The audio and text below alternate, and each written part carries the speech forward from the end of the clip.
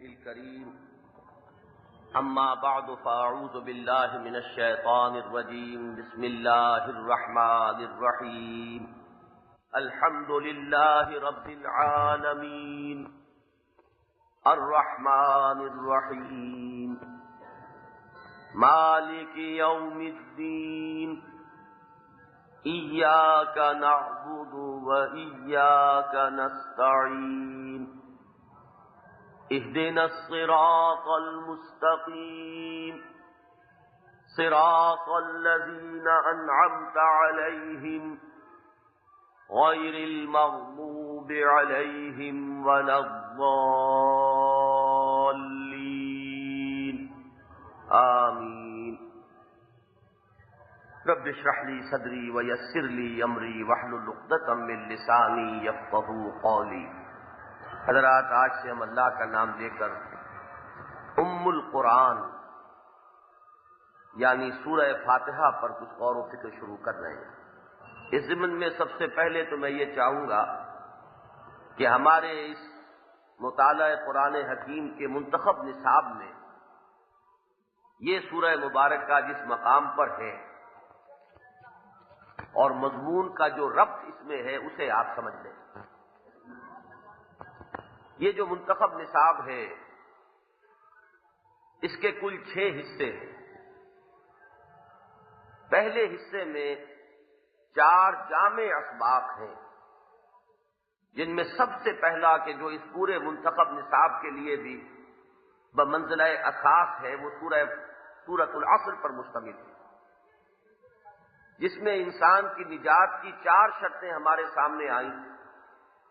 والعصر ان الانسان لفی خسر الا الذین آمنوا وعملوا الصالحات وتواصوا بالحق وتواصوا بالصبر. ایمان، اچھے عمل، حق و صداقت کی تبلیغ و اشاعت، اس کا اعلان اور صبر کی تلقین، یہ 4 چیزیں ہیں کہ جو لوازم نجات ہے، انسان کی کامیابی کی شرائط. تو پہلا سبق پہلے حصے کا سورۃ العصر پر مشتمل ہے. دوسرا آیا بر، اس میں بھی جامعیت کے ساتھ یہ 4 چیزیں سامنے آئیں. تیسرا سبق تھا سورہ لقمان کا دوسرا رکوع، اس میں بھی نہایت جامعیت کے ساتھ یہ 3 چیزیں سامنے آئیں، 4 چیزیں سامنے آئیں. لیکن چونکہ وہاں ایک نہایت عظیم آیت یہ آئی کہ ان الشرک لظلم عظیم، سب سے بڑی ناانصافی، سب سے بڑا ظلم، سب سے بڑی دھاندلی شرک ہے. اور چونکہ ہمارے دین میں سب سے بڑا گناہ، ناقابل معافی جرم جو ہے وہ شرک ہے، اور ہمارا دین دین توحید ہے اور توحید کی ضد شرک ہے. لہذا اس اہمیت کے پیش نظر 6 تقریریں سورہ لقمان کے اس دوسرے رکوع کے درس کے ضمن ہی میں اقسام شرک کے سلسلے میں سامنے آ گئے. لیکن اب ہم اس منتخب نصاب میں آگے چل رہے ہیں. اگرچہ چوتھا سبق جو جامع سبق ہے وہ سورہ حامیم السجدہ کی آیات ہیں 30 تا 36، لیکن اس کو میں عام طور پر جو اس منتخب نصاب کا دوسرا حصہ ہے جو ایمان کے مباحث پر مشتمل ہے اس کے آخر میں رکھتا ہوں، اس لیے کہ بہت بحث پھیل جائے گی، اور جب گفتگو پھیل جائے تو پھر اسے ایک نقطے کی طرف لانے کے لیے پھر ایک جامع سبق کی ضرورت ہے. تو اگرچہ وہ اصلاً اس پہلے حصے سے متعلق ہے لیکن اسے درس میں ہم دوسرے حصے کے آخر میں رکھتے ہیں. دوسرا حصہ جو ہے وہ اب ان 4 شرائط نجات میں سے جو پہلی شرط ہے ایمان، اب اس کے سلسلے میں کچھ تفصیلی مباحث ہیں، اور ان کے ضمن میں سب سے پہلا مقام ہے سورۃ الفاتحہ، جس پر غور و فکر آج ہم شروع کر رہے ہیں. اب ذرا مانوی رب سمجھ لیجئے. سورہ لقمان کے دوسرے رکوع میں حضرت لقمان کی شخصیت ہمارے سامنے آتی ہے. اور یہ بات میں تفصیل سے عرض کر چکا ہوں کہ نہ وہ نبی تھے نہ کسی نبی یا رسول کے امتی تھے، بلکہ وہ ایک حکیم اور دانا انسان تھے۔ وَلَقَدْ آتَيْنَا لُقْمَانَ الْحِکْمَةَ۔ حکمت کیا ہے؟ یہ دو چیزوں کے امتزاج سے وجود میں آنے والی شے ہے، سلامتی فطرت اور سلامتی عقل۔ انسان کی فطرت مسخ نہ ہو، درست ہو، اپنی صحت اور درستی پر برقرار رہے، سلیم الفطرت انسان جسے ہم کہتے ہیں، اور اس کی عقل جو ہے وہ بھی صحیح طور پر کام کر رہی ہو، سلیم العقل انسان۔ تو جس انسان میں یہ دونوں چیزیں جمع ہو جائیں گی، سلامتی فطرت اور سلامتی عقل، تو جب وہ اپنی فطرت کی رہنمائی میں اپنی عقل سے کام لیتے ہوئے غور و فکر کرے گا تو اس کائنات کے جو بعض بڑے بنیادی حقائق ہیں ان کے قریب تک پہنچ جائے گا۔ میں نے بہت جان بوجھ کر محتاط لفظ استعمال کیا، قریب تک، ان حقائق تک کما حقہ اس کا پہنچ جانا یہ ممکن نہیں ہے۔ وہ تو در حقیقت وہی ہی ہے کہ جو آخری منزل تک پہنچانے والی ہے، لیکن قریب تک پہنچ جاتا ہے۔ یہی بات میں نے کئی مرتبہ آپ کو علامہ اقبال کے اشعار کے حوالے سے بتائی کہ عقل گو آستاں سے دور نہیں، اس کی قسمت میں پر حضور نہیں۔ یہ اس آستانے کے قریب تک تو انسان کو پہنچا دیتی ہے، لیکن حاضری اور حضوری یہ اس عقل کی رسائی وہاں تک نہیں۔ اسی کو بیان کرتے ہیں کہ گزر جا عقل سے آگے کہ یہ نور، کمال توازن ہے اس شعر میں کہ عقل کو نور کہہ رہے ہیں، لیکن اس کی ایک لمیٹیشن ہے۔ اگرچہ یہ نور ہے، لیکن یہ کہ جان لو کہ اس کی رسائی کی ایک حد ہے۔ گزر جا عقل سے آگے کہ یہ نور چراغ راہ ہے، منزل نہیں ہے۔ اور یہ بات جو ہے نہایت شان و شوکت کے ساتھ علامہ اقبال کی شاعری کا اصل حسن جو ہے وہ تو ان کے فارسی کلام میں نکھر کر سامنے آتا ہے۔ بو علی اندر غبار ناقہ گم، دست رومی پردہ محمل گرفت۔ بو علی جو ہے ہمارے ہاں ان فلاسفہ میں سے ہیں کہ جن کے لیے یہاں گویا کہ عقلیت کے ایک مجسمے کے طور پر ان کو بطور استعارہ لایا جا رہا ہے۔ وہ بھی اس اونٹنی کے آس پاس تو پہنچ گئے ہیں جس پر محمل ہے، جس میں کہ محبوب ہے، لیکن اس اونٹنی کے چلنے سے جو غبار اور گردہ اڑ رہا ہے بس اس کے اندر گم ہو کر رہ گئے، زیادہ دور تو نہیں۔ لیکن رومی کا ہاتھ جو ہے وہ محمل کے پردے کو جا کر تھام لیتا ہے۔ تو یہ میں نے باتیں اس لیے دہرا دی ہیں کہ حضرت لقمان کی شخصیت کا جو سورہ لقمان میں ذکر آیا تو وہ در حقیقت ایک علامت ہے، ایک سمبولک حیثیت ہے ان کی، جن کے حوالے سے قرآن یہ سمجھا رہا ہے کہ انسان بغیر وحی کی رہنمائی کے اپنی فطرت اور اپنی عقل کی رہنمائی میں بھی بہت سا سفر طے کر سکتا ہے۔ اور وہ سفر کیا ہے؟ نمبر 1، اس کائنات کے خالق اور مالک کو پہچاننا اور اس کی توحید سے آگاہ ہو جانا۔ یہ وہ چیز ہے کہ جس تک انسان اپنی فطرت اور عقل کی رہنمائی میں پہنچ سکتا ہے۔ یا بنی لا تشرک باللہ ان الشرک لظلم عظیم۔ دوسری یہ بات کہ انسان کے اعمال، نیکیاں اور بدیاں ضائع جانے والی نہیں، عقل اسے تسلیم نہیں کرتی۔ گندم از گندم بے رویت جو سے جو، گندم سے گندم پیدا ہوتی ہے، جو سے جو۔ اور دنیا میں ہم یہ دیکھتے ہیں کہ الٹا نتیجہ بھی نکلتا ہے۔ آپ کسی کے ساتھ بھلائی کرتے ہیں اور وہ آپ کے ساتھ برائی کرتا ہے۔ محمد الرسول اللہ صلی اللہ علیہ وسلم سے بڑھ کر بھلائی کرنے والا کون ہوگا؟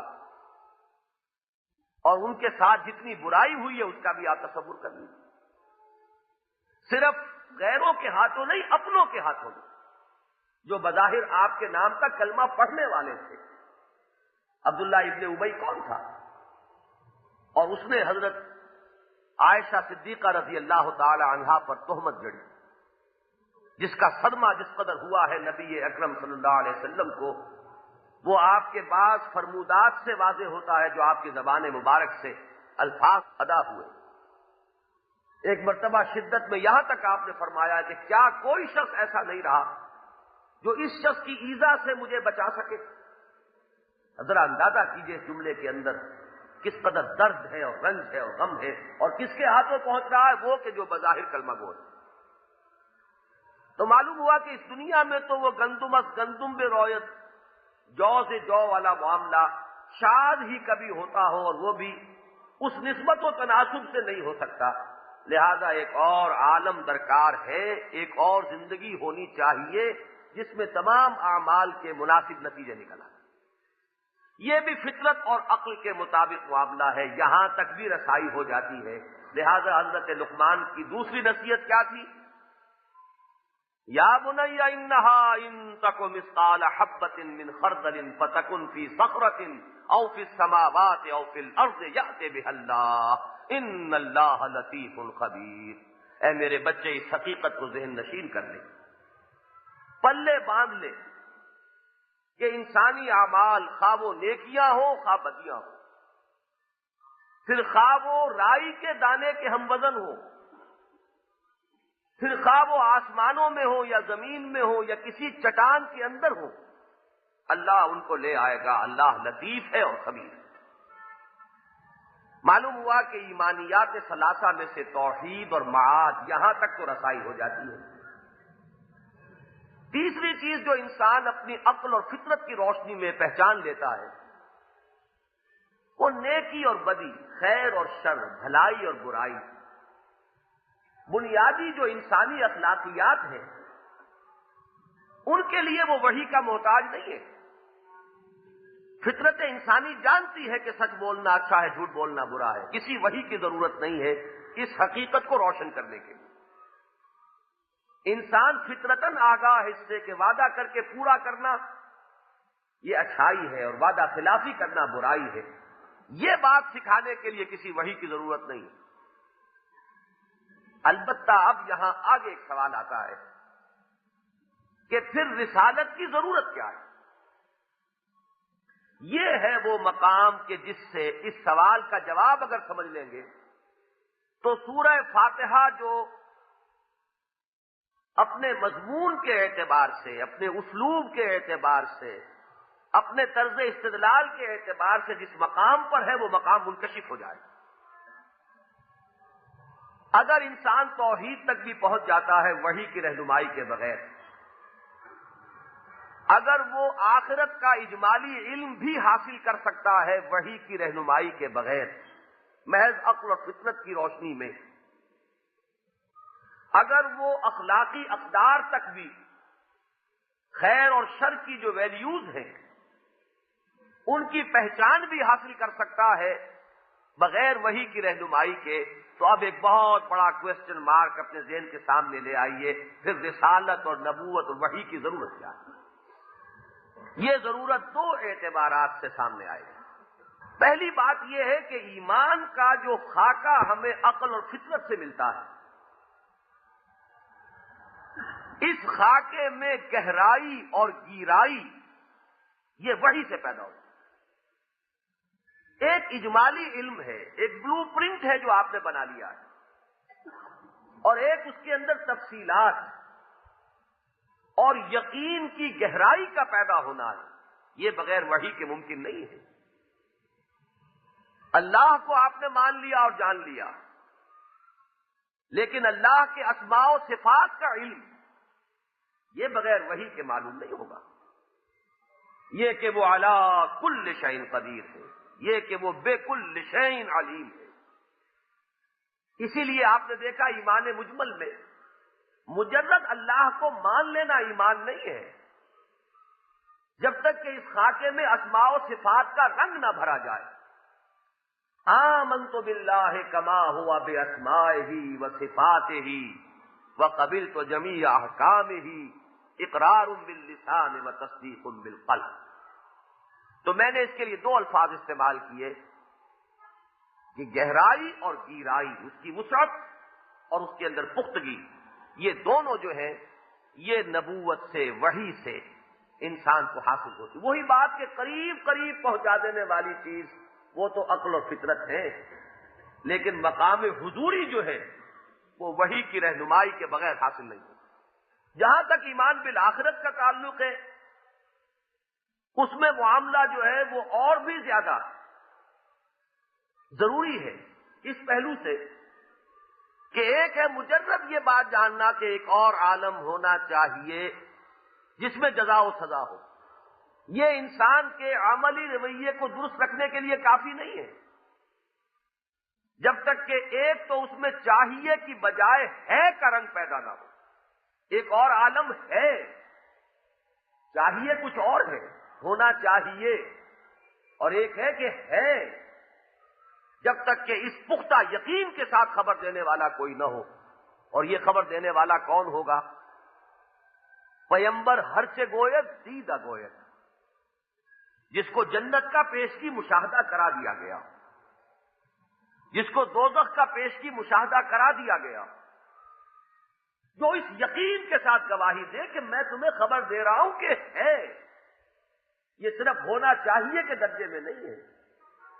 ایک حکیم اور دانا انسان ہونا چاہیے کہ حد تک پہنچ جائے گا، لیکن وحی نبوت اور وحی رسالت اس میں یقین کی گہرائی پیدا کرے گی. دوسری بات یہ ہے کہ جو اس کی تفاصیل ہے، بعث بعد الموت، حشر و نشر، جزا و سزا، وزن اعمال، جنت اور دوزخ، جنت کی نعمتوں کی تفصیلات، دوزخ کی عقوبتوں کی تفصیلات، یہ ظاہر بات ہے کہ عقل انسانی کی گرفت سے باہر. یہ تو وحی ہی سے معلوم ہوگی، اور وحی ہی کے ذریعے سے اس خاکے میں تفصیلی رنگ بھرا جائے گا. وہی بات جو میں نے عرض کی کہ اس میں گہرائی اور گیرائی دونوں چیزیں در حقیقت وحی کے ذریعے سے حاصل ہو سکتی ہیں. یہ تو معاملہ ہوا ایمان کا. آگے چلیے، اس سے بھی اہم تر بات یہ ہے کہ انسانی زندگی میں جو عملی رخ ہے اس میں ایک تو ہے اخلاقیات، موٹی موٹی باتیں، جھوٹ اور سچ، وعدہ خلافی اور ایفاء عہد. یہ تو فطرت انسانی میں ہے. لیکن انسانی تمدن کے بڑے پیچیدہ مسائل ہیں. ان پیچیدہ مسائل کا حل عقل انسانی کبھی نہیں کر سکتی. اس کے لیے وہ سراپا محتاج ہے وحی آسمانی کی. اس لیے کہ انسان حالات سے متاثر ہوتا ہے. ایک مرد ہے غور و فکر کرنے والا، تو وہ عورت کے جو احساسات ہیں ان کو نہیں جان سکتا. وہ اگر کسی عائلی عقدے کا حل کرے گا تو ایک مرد کے اعتبار سے کرے گا، مرد ہونے کے رخ سے کرے گا. وہ عورت کے ساتھ انصاف نہیں کر پائے گا. عورت اگر سوچے گی تو وہ اپنے احساسات کو مقدم رکھے گی. تمدن کی دوسری مصلحتیں جو ہے وہ اس کے پیش نظر نہیں رہ سکیں گی. فرد جب غور کرے گا تو وہ اپنے انفرادی حقوق کی طرف زیادہ زور دے گا. اجتماعی مصلحتوں سے اس کی توجہ ہٹ جائے گی. اور کوئی اصحاب حکومت ہوں گے تو وہ اجتماعی مصلحتوں کا زیادہ رونا روئیں گے. افراد کے حقوق جو ہے ان کی اہمیت ان کے نگاہ میں اتنی نہ رہے گی. مزدور ہوگا تو اس کے سامنے اپنا مسئلہ تو ہوگا، لیکن یہ کہ سرمایہ دار یا کارخانے دار کے نقطۂ نگاہ سے وہ غور نہیں کر سکتا. اور کارخانے دار یا سرمایہ دار وہ اپنی الجھنوں کو تو خوب سمجھتا ہے اور ان کے حل کے لیے تو بےتاب ہوگا، لیکن مزدور کی جگہ کھڑے ہو کر نہیں سوچ سکتا کہ اس کے احساسات کیا. یہ جو پیچیدگیاں ہیں انسانی تمدن کی، میں نے سادہ الفاظ میں اصل میں تین اہم حقیقتیں آپ کے سامنے رکھی. یہ تین عقدے لا ینحل ہیں. سب سے پہلا، مرد اور عورت میں توازن کیا ہو، حقوق اور ذمہ داریوں کا توازن. آپ کو معلوم ہے کہ کبھی ایسا ہوتا ہے کہ عورت کو، غریب کو بالکل بھیڑ اور بکری کی طرح سے ملکیت بنا دیا جاتا ہے، مرد اس پر حکومت کرتا ہے، حکم چلاتا ہے، اس کا آقا بن جاتا ہے، وہ اس کی باندھی کی حیثیت رکھتی ہے، بلکہ اس کے بارے میں ہمارے ہاں جو یہ کہاوت ہے جوتی کی نوک، یا یہ انتہا ہوگی اور یا دوسری انتہا ہوگی کہ کوئی عورت کلوپیٹرا بن کر کسی ملک کی قسمت کا بیڑا غرق کرے گی۔ یہ دو انتہائیں ہیں، یا وہ شمع محفل بن جائے گی، یا اسے ایکسپلائٹ کیا جا رہا ہوگا، یا اس کے نسوانی اعضاء کی تشہیر کی جا رہی ہوگی، اس کو بکاؤ مال بنا دیا گیا ہوگا۔ اب اس میں توازن کیا ہے؟ یہ بہت ہی کٹھن سوال ہے، اس کا حل عقل انسانی کے بس کا روگ نہیں۔ اسی طرح ایک مسئلہ ہے فرد اور جماعت۔ فرد کے حقوق زیادہ ہیں یا اجتماعیت کے حقوق زیادہ ہیں؟ آپ کو معلوم ہے دنیا میں دو نظام ہیں، ڈیموکریٹک نظام، اس میں زیادہ زور ہے افراد کے حقوق پر، اور یا ٹوٹلیٹیرین نظام ہوگا، کوئی مستبد آمرانہ نظام، کوئی فاشسٹ رجیم، وہ افراد کے حقوق کو کچل دے گی اور معاشرے اور اجتماعیت کے حقوق کا وہ زیادہ پرچار کرے گی۔ یہی عدم توازن دنیا میں چلا آ رہا ہے۔ اور تیسرا لا ینحل عقدہ جو ہے، جو اس دور میں بہت زیادہ ہو گیا ہے جب سے انڈسٹریل ریولوشن آیا، مشین ایجاد ہو گئی۔ جب تک مشین کا مسئلہ نہیں تھا، مسئلہ بڑا سادہ تھا، لیکن مشین کا معاملہ یہ ہے کہ ایک مشین جو ہے اس نے انسان کی قوت کار کو 1000 گنا بڑھا دیا۔ مشین سرمایہ سے خریدی جاتی ہے، محنت کی حیثیت گھٹ گئی ہے، سرمایہ کی اہمیت بڑھ گئی ہے۔ یہی ہے جس کو آج ہم سرمایہ دارانہ نظام کہہ رہے ہیں۔ تو ایک بہت بڑا مسئلہ یہ ہے کہ محنت اور سرمایہ کے درمیان توازن کیا ہو، لیبر اور کیپٹل، ان کے حقوق میں توازن کیسا کیا جائے۔ یہ 3 مسئلے ہیں، اچھی طرح جان لیجئے۔ انسانی تمدن کے یہ وہ پیچیدہ مسائل ہیں جن کا حل کرنا عقل انسانی کے بس کا روگ نہیں ہے۔ یہاں انسان بالکل محتاج ہے آسمانی ہدایت کا، اللہ کی دستگیری کا، گھٹنے ٹیک کر درخواست کرے کہ اے رب تو ہی بتا کہ وہ صراط مستقیم کون سی ہے جس پر ہم چل کر اپنی سعادت اور اپنی فوز اور فلاح سے ہم کنار ہو سکیں۔ یہ ہے مقام سورہ فاتحہ کا۔ اب ذرا ترجمہ دیکھیے اس کا، الحمدللہ رب العالمین، کل شکر اور کل ثنا اللہ کی ہے جو تمام جہانوں کا مالک بھی ہے اور پروردگار بھی، الرحمن الرحیم، اس کی رحمت چھاٹے مارتے ہوئے سمندر جیسی بھی ہے اور مستقل بھی اور دائم بھی اور پائیدار بھی، مالک یوم الدین، وہ جزا و سزا کے دن کا مختار مطلق ہے۔ ایاک نعبد و ایاک نستعین، اے رب ہم تیری ہی بندگی کرتے ہیں اور کریں گے اور تجھ ہی سے مدد مانگتے ہیں اور مانگیں گے۔ اہدنا الصراط المستقیم، ہدایت بخش ہمیں سیدھے راستے کی، صراط الذین انعمت علیہم، راستہ ان کا جن پر تیرا انعام نازل ہوا، غیر المغضوب علیہم، جن پر نہ تو تیرا غضب نازل ہوا، ولا الضالین، نہ ہی وہ گمراہ ہوئے۔ اب ذرا غور کیجئے، جو شخص یہ الفاظ زبان سے نکال رہا ہے اس کی پوزیشن معین کیجئے۔ وہ اللہ کو جانتا ہے، یہ جانتا ہے کہ کل حمد، کل ثنا، کل شکر اسی کے لیے ہے، یہ جانتا ہے وہ تمام جہانوں کا پروردگار ہے، یہ جانتا ہے کہ وہ رحمان بھی ہے، رحیم بھی ہے، گویا کہ اس کی توحید کامل ہے، توحید میں کہیں کوئی کمی نہیں. پھر وہ اجمالاً یہ بھی جانتا ہے کہ جزا و سزا ہوگی مالک یوم الدین، اس کا اقرار کر رہا ہے اور یہ بھی کہہ رہا ہے کہ اس جزا و سزا کا اختیار مطلق اسی کے ہاتھ میں ہے. یہ ایمان بالآخرت ہے اجمالاً. اس کا جو نتیجہ نکلنا چاہیے کہ پھر اسی کے ہو کر رہیں، اسی کی بندگی کریں، اسی کے حوالے اپنے آپ کو کر دیں، اسی کے سامنے جھک جائیں. اس کا بھی وہ اقرار کر رہا ہے ایاک نعبد و ایاک نستعین. یہاں تک تو وہ پہنچا ہوا ہے. یہی مقام ہے حضرت لقمان کا، یہی تک وہ پہنچے ہوئے تھے. ایک سلیم الفطرت انسان، ایک سلیم العقل انسان اپنی اس سلیم فطرت کی رہنمائی میں اور اپنی اس سلیم عقل کی رہنمائی میں جہاں تک پہنچ سکتا ہے، وہاں تک جو انسان آ گیا ہے، اب وہ آگے جہاں اس کا اب مقام احتیاج آ گیا، جہاں اسے گھٹنے ٹیک کر اب درخواست پیش کرنی ہے، وہاں وہ پہنچ کر کہہ رہا اہدنا الصراط المستقیم. اے رب میرے، مجھے سیدھا راستہ دکھا.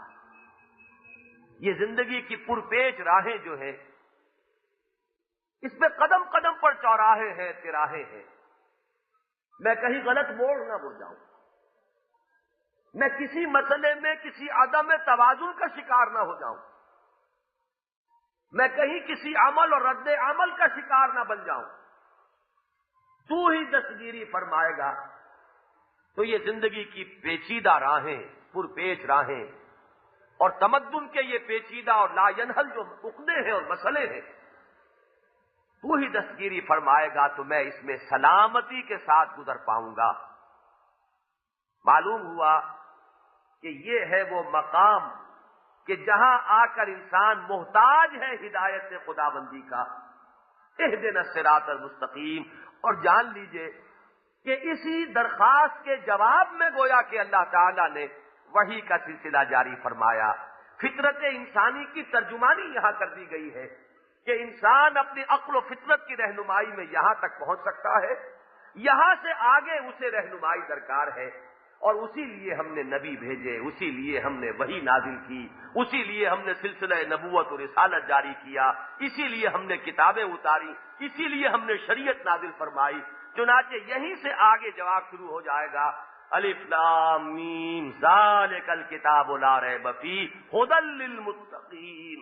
یہ کتاب قرآن، یہ ہے وہ سیدھا راستہ دکھانے والی کتاب جس میں بھی اس صراط مستقیم کی طلب پیدا ہو گئی ہے، جس کا اظہار ہو رہا ہے سورہ فاتحہ میں.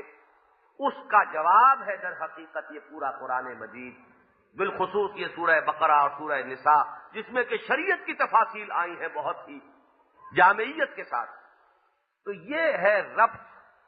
آج دو ربط آپ کے سامنے آ گئے. ایک اس منتخب نصاب میں ایمان کی بحث جہاں شروع ہو رہی ہے، سورہ لقمان کے دوسرے رکوع کے بعد ہم جہاں چل رہے ہیں کہ حضرت لقمان کی شخصیت کو اگر ہم ایک سمبولک حیثیت دیں کہ فطرت انسانی اور عقل انسانی جہاں تک انسان کو لے آتی ہے، وہ مقام ہے جس کو کہ حضرت لقمان کے حوالے سے قرآن نے واضح کیا.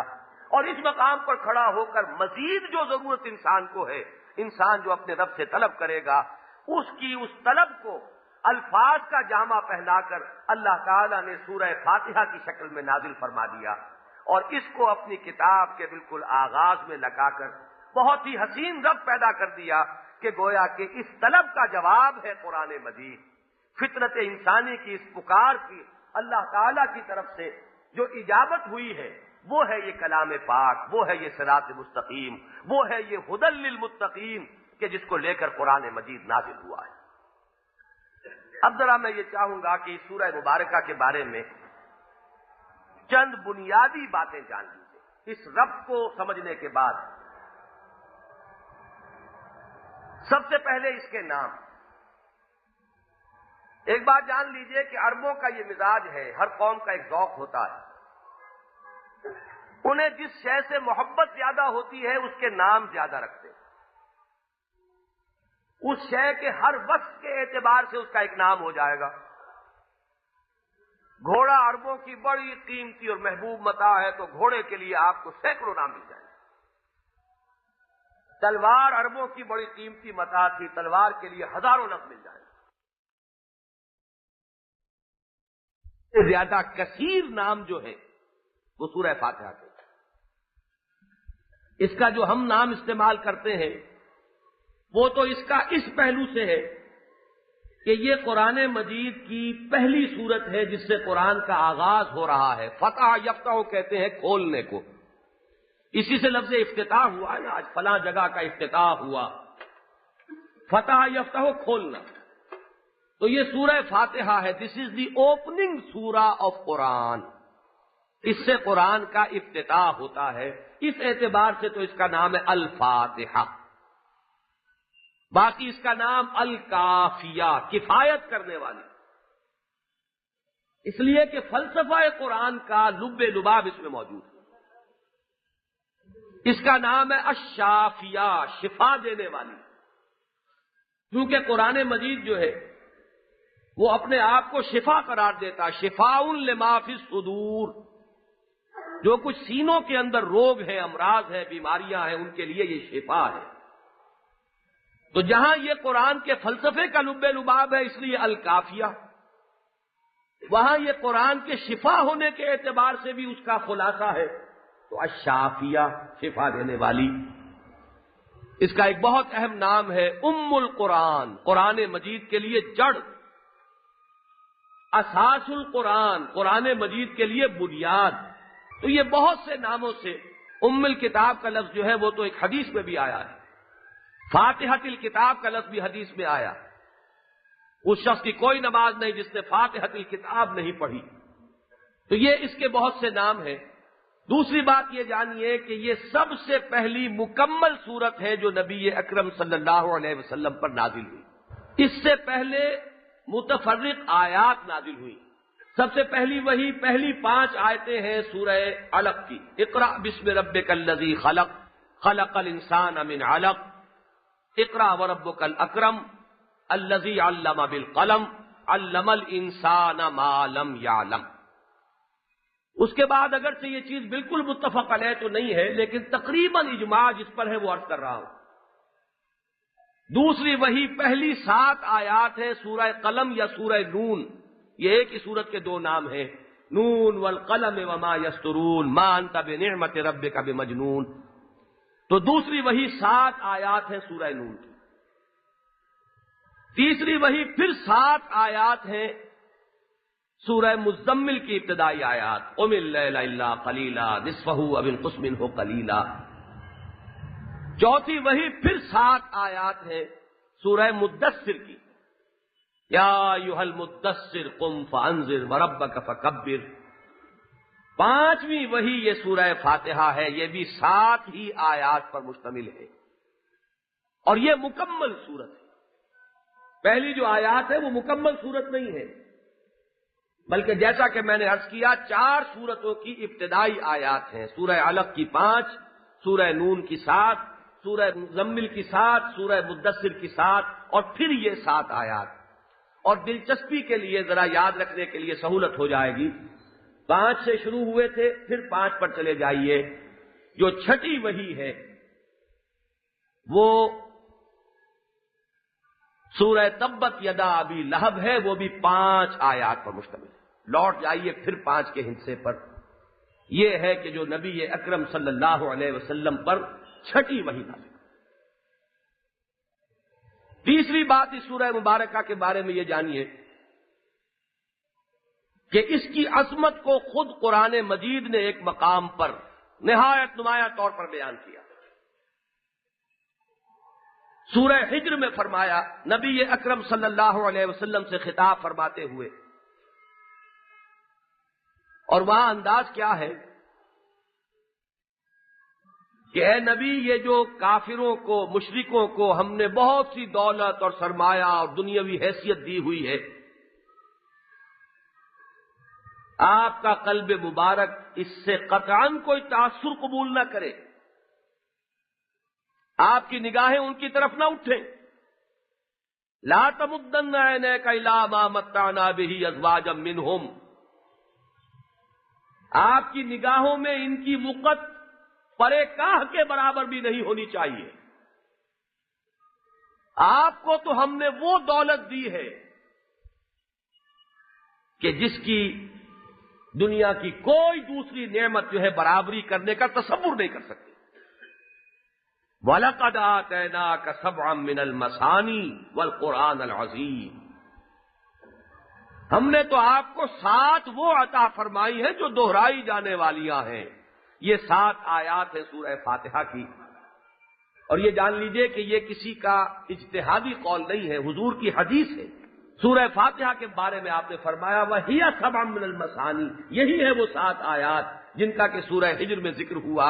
ہم نے آپ کو اتنی بڑی دولت دی ہے، اتنی بڑی نعمت دی ہے کہ اس کے مقابلے میں کل دنیا و ما فیہا، اور اس کی تمام نعمتیں ہی۔ تو سبعًا من المثانی، مثانی ثنا سے بنا ہے، تثنیہ اسی سے بنا ہے۔ ثنا بھی کہتے ہیں کسی کے وصف کو اسی کی طرف لوٹانا۔ کسی میں حسن ہے، آپ نے اس کی حسن کی تعریف کی، گویا کہ اس کے وصف کو اس کی طرف لوٹایا۔ کسی میں بخل ہے، کسی میں یوں کہیے کہ وہ بہت ہی فراخ دل ہے، سخی ہے، سخاوت ہے، آپ نے اس کی سخاوت کی تعریف کی تو گویا کہ آپ نے اس کے وصف کو اس کی طرف لوٹایا۔ یہ ثنا ہے۔ اصل میں جو سے نون اور یہ کا مادہ آتا ہے عربی زبان میں، وہ آتا ہے دہرانے کے لیے، لوٹانے کے لیے۔ تو مثانی دہرائی جانے والیاں، اس لیے کہ نماز کی ہر رکعت میں آپ یہ 7 آیتیں پڑھ رہے ہیں۔ کتنی مرتبہ دن رات میں ایک مسلمان جو نماز کا پابند ہو ان 7 آیات کا ورد کر رہا ہے۔ تو وَلَقَدْ آتَيْنَاكَ سَبْعًا مِّنَ الْمَثَانِي، اے نبی ہم نے آپ کو 7 عطا فرمائی دہرائی جانے والیاں۔ وَالْقُرْآنَ الْعَظِيمِ، اور قرآن عظیم عطا فرمایا ہے۔ اس قرآن عظیم کے بارے میں بھی حضور نے فرمایا، اس سے بھی مراد سورہ فاتحہ ہی۔ یہ اپنی جگہ مجسم قرآن ہے، مکمل قرآن ہے، قرآن عظیم ہے۔ تو یہ ثنا ہے سورہ فاتحہ کی جو خود اللہ فرما رہا ہے، جس کا یہ کلام ہے۔ اور حضور کی زبان سے سن لیجئے، حضور نے ایک مرتبہ حضرت ابی بن کعب رضی اللہ تعالی عنہ، جو انصاری صحابی ہیں، اور ان کا ایک خاص وصف یہ ہے کہ اقرؤہم ابی بن کعب، حضور نے فرمایا کہ تمام صحابہ میں قرآن مجید کی قرأت سے سب سے زیادہ واقف جو ہیں وہ حضرت ابی بن کعب ہیں۔ حضور کا انداز تعلیم و تربیت میں نے کئی مرتبہ عرض کیا ہے کہ بڑا فطری، آپ سوال کیا کرتے تھے تاکہ جو طالب علم ہے وہ خود متوجہ ہو جائے، جاگ جائے، غور کرے، اس کی جو سوئی ہوئی خوابیدہ صلاحیتیں بیدار ہو۔ آپ نے سوال کیا ہے ابی، کیا میں تمہیں وہ سورت تلقین نہ کروں جس کے مثل نہ تورات میں نازل ہوئی، نہ انجیل میں نازل ہوئی، نہ خود قرآن میں اس کا کوئی مثل ہے؟ حضرت ابی نے فوراً کہا بلا یا رسول اللہ، حضور کیوں نہیں، ضرور فرمائیے۔ اب آپ نے دوسرا سوال کیا، کیف تقرأ فی الصلاۃ، اچھا ذرا مجھے یہ بتاؤ نماز میں تم کیا پڑھتے ہو؟ اب حضرت ابی بن کعب نے سورہ فاتحہ پڑھی۔ حضور نے فرمایا یہی ہے وہ سورہ مبارکہ جس کے مثل نہ تورات میں نازل ہوئی، نہ انجیل میں نازل ہوئی، نہ خود قرآن میں اس کی ہم پلہ کوئی صورت موجود ہے۔ یہ بات میں نے کئی مرتبہ آپ کو بتائی ہے، قرآن مجید میں سورتیں جوڑوں کی شکل میں ہیں۔ آخری 2 سورتیں معوذتین جوڑا ہے، سورہ مزمل، سورہ مدثر جوڑا ہے، لیکن سورہ فاتحہ کا کوئی جوڑا نہیں ہے۔ یہ یکتا ہے، بے مثل ہے۔ اسی لیے حضور نے فرمایا کہ وہ سورت کے جس کی نظیر نہ تورات میں اتری، نہ انجیل میں، اور خود قرآن میں بھی اس کی مثل موجود نہیں ہے۔ تو وہی جو اصول کہ قدر گوہر شاہ داند یا بے داند گوہری، ہیرے اور موتی کی قدر و قیمت کو یا بادشاہ جانتا ہے یا جوہری جانتا ہے۔ ایک بیچارہ دہقان کیا جانے گا، وہ شیشے کے ٹکڑے اور کسی ہیرے اور موتی میں کیا فرق کرے گا؟ تو سورہ فاتحہ کی عظمت میں نے دونوں حوالوں سے بتا دی۔ اللہ نے اس کی جو عظمت بیان کی، وَلَقَدْ آتَيْنَاكَ سَبْعًا مِّنَ الْمَثَانِي وَالْقُرْآنَ الْعَظِيمَ، اور حضور نے جو اس کی مدح فرمائی وہ یہ ہے کہ یہ وہ سورت ہے یکتا و بے مثل، جیسی سورت نہ تورات میں نازل ہوئی، نہ انجیل میں نازل ہوئی، نہ خود قرآن ہی میں اس کی کوئی ہم پلہ اور اس کی کوئی مثل صورت موجود ہے۔ اب آئیے تیسری بات کی طرف۔ اس سورہ مبارکہ کی 7 آیات تو مجمع علیہ ہے، کوئی اختلاف ہی نہیں کہ 7 آیات، وہ تو ظاہر بات ہے قرآن کی نص ہے، سبع من المثانی، اس میں تو اختلاف ہو ہی نہیں سکتا۔ لیکن اس کے ساتھ ذرا جان لیجئے کہ ایک اختلاف ہمارے ہاں ہے۔ میں یہ اختلافات اس لیے بتا رہا ہوں تاکہ ان اختلافات کی جو اصل حیثیت ہے وہ آپ پر منکشف ہو جائے، ورنہ بعض اوقات انسان پریشان ہو جاتا ہے۔ ایک رائے یہ ہے، اور اس رائے کے حامل ہمارے ائمہ اربعہ میں سے ایک بہت بڑے امام ہیں، امام شافعی رحمۃ اللہ علیہ، اور جو فن قرات کے امام ہیں ان میں سے بھی بعض ائمہ اس کے قائل ہیں کہ آیت بسم اللہ بھی سورہ فاتحہ کا جز ہے۔ یہی وجہ ہے کہ آپ دیکھتے ہوں گے بعض لوگ نماز پڑھتے ہیں اور اگر وہ جہری قرات والی رکعت ہے تو بسم اللہ بھی پڑھتے ہیں، بسم اللہ الرحمن الرحیم الحمدللہ رب العالمین الرحمن الرحیم۔ تو جن لوگوں کی یہ رائے نہیں ہے، جو اس کے عادی نہیں ہے، وہ چونک جاتے ہیں۔ ایک احساس تو ہوتا ہے وقتی طور پر، لیکن ذرا یہ بات سامنے ہو تو پھر اس کی اہمیت نہیں ہوگی کہ چونکہ ایک رائے یہ ہے اور امام شافعی رحمۃ اللہ علیہ جیسی بڑی شخصیت بھی اس رائے کی حامل ہے کہ آیت بسم اللہ بھی اس میں شامل ہے۔ اب ان کی بھی نزدیک تعداد 7 ہے،